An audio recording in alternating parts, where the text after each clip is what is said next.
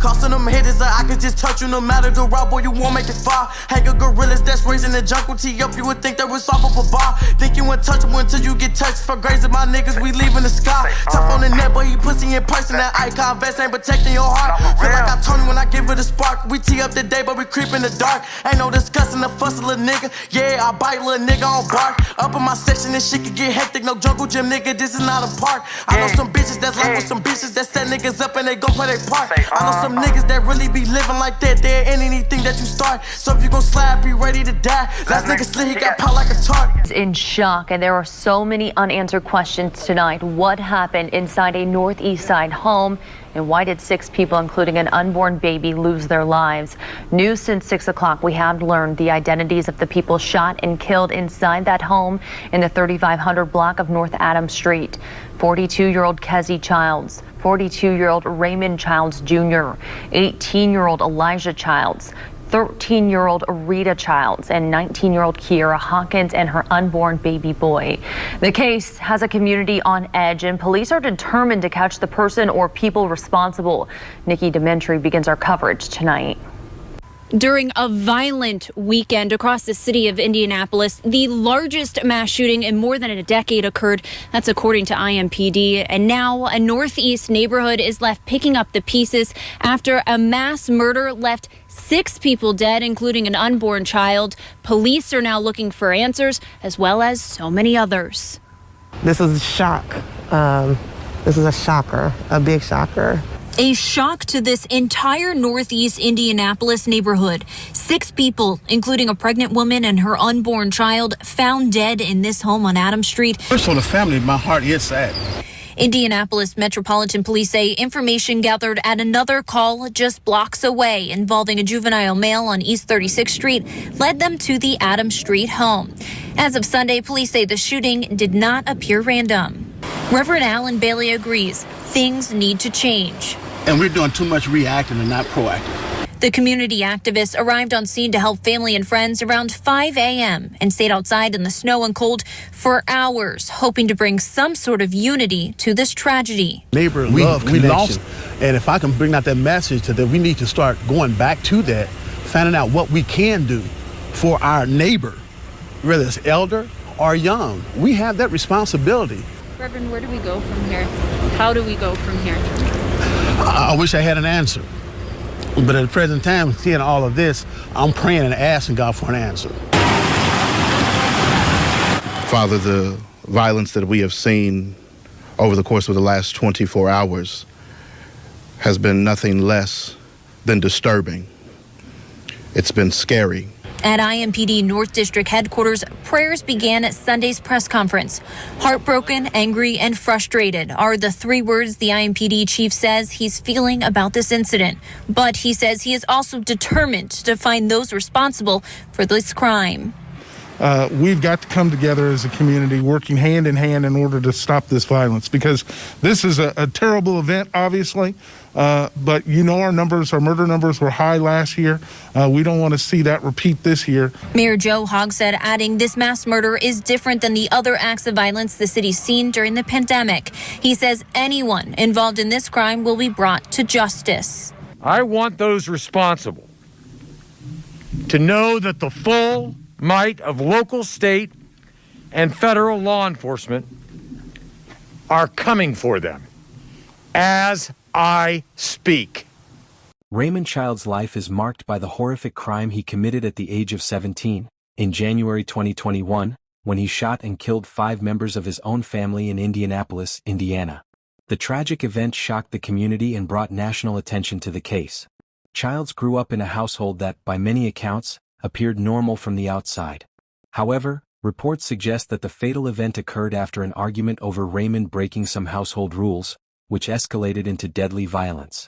In the early hours of January 24, 2021, Childs opened fire on his family, killing his parents, Raymond Childs Sr. and Kezzy Childs, his 18-year-old brother, Elijah, his 13-year-old sister, Rita, and his 19-year-old brother's girlfriend, Kiera Hawkins, who was also pregnant at the time. Tragically, the unborn child was also killed. News 8, the son of Raymond Childs Jr.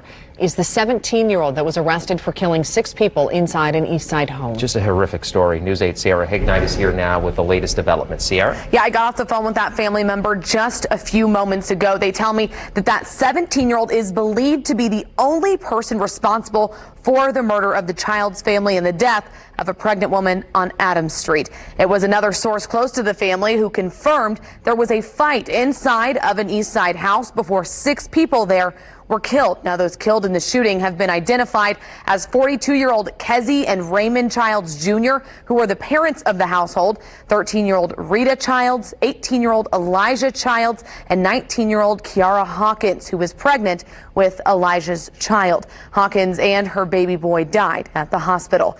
Police discovered the bodies after they found a teen boy who had been shot walking on East 36th Street. A family friend tells News 8 that the teen was also a son of Kezzy and Raymond Childs. Police say that the boy led them to a home on Adams Street. Now, it's still not clear what the fight was over that led the 17-year-old to shoot and kill his family. I knew that young man, the young man who's supposedly been arrested. I don't know what didn't happen with him, but I knew him from the music scene, the music industry with my son from a couple years back. Third now faces 6 counts of murder along with attempted murder and weapons charges. Prosecutors say Childs was mad because he was in trouble for leaving home without permission the night before. That teen allegedly killed his parents, 2 siblings, his brother's pregnant girlfriend, and her unborn child.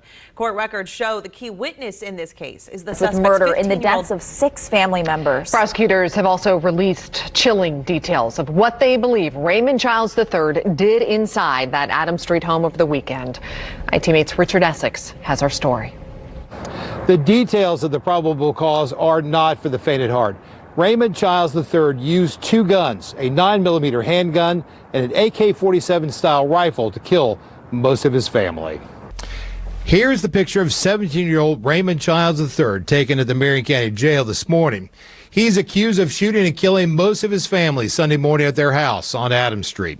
Childs has been charged with 6 counts of murder, 1 count of attempted murder, and 1 count of carrying a handgun without a permit. The shooting started after he left the house without permission. Childs had been at his girlfriend's house when his father called and told him to get home. When he got back to the house on Adams Street, his father told him he'd be in trouble later. Seconds later, gunshots were fired. Childs had gone into his older brother's bedroom and shot Kiara Hawkins and Elijah Childs in the head with a 9mm handgun. Kiara Hawkins was pregnant. The baby was deceased when it was delivered by cesarean section at the hospital. He then shot 13-year-old Rita Childs in the chest with an AK-47 type rifle. Police also found several rounds from the very same AK-47 near the body of his father and stepmother. They were shot several times in the torso. During the shooting, his 15-year-old younger brother, Xavier Childs, had been downstairs in a laundry room hiding. When the shooting stopped, he took off running. Raymond Childs followed Xavier and shot him twice with an AK-47, once in the arm and once in the leg. He told investigators, "He tried to shoot me in the head, but missed, I guess." Xavier Childs was found on the front porch of a home. His car went back to his girlfriend's house. He did return to the house on Adams Street Sunday afternoon. He was later found at a relative's house and arrested. Mr. Childs is 17 years of age, and because he is 17 years of age, we are not permitted under Indiana law to seek the death penalty. We are not in a position to seek the death penalty due to the accused's age. Raymond Childs did appear virtually in front of a judge today. He answered all of the judge's questions respectfully, but kept his head down for most of the hearing. The judge did set a tentative trial date for April. In Indianapolis, Richard Essex, Wish TV, wishtv.com, and follow us on Facebook. Just hard to believe. Richard, thank you. We have the statement from IMPD Chief Randall Taylor. Today's charging announcement is welcome news as our community continues to grapple with this shocking crime.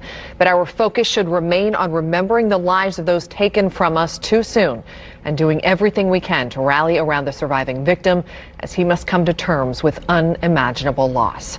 My prayers are with him in his continued recovery and with all those who lost a family member, a loved one, a friend, or a neighbor on Sunday. The only survivor of the attack was Childs' younger brother, who was 15 at the time. He fled the home and managed to inform the police, identifying Raymond as the perpetrator. After an intensive search, Childs was apprehended by law enforcement and later charged with multiple counts of murder and the killing of an unborn child.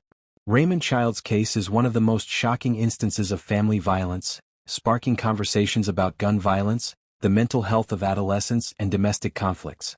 He was tried as an adult and faced severe legal consequences. The exact motivations for the shooting remain unclear, but the case continues to haunt the Indianapolis community. This case drew national attention due to the brutality of the crime and the fact that it involved such a young perpetrator.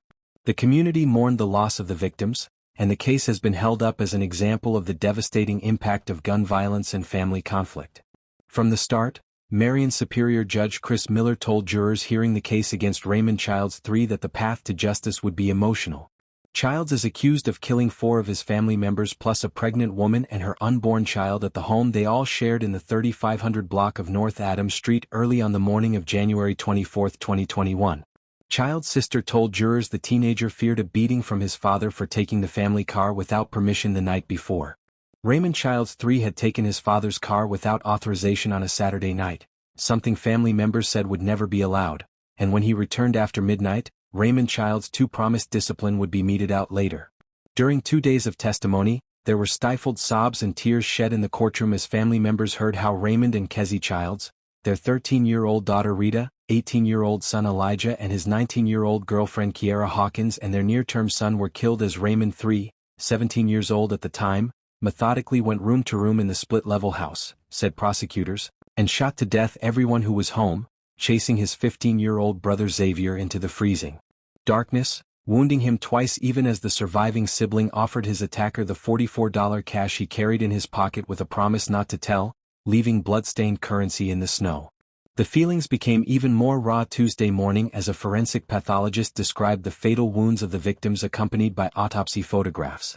That emotion boiled over from the witness stand in the afternoon as a key prosecution witness verbally confronted Childs in front of the jury, leading Judge Miller to send the panel from the courtroom so that he might huddle with attorneys, quiz individual jurors and declare a mistrial. Like, comment and subscribe. See you next time on Crime 911.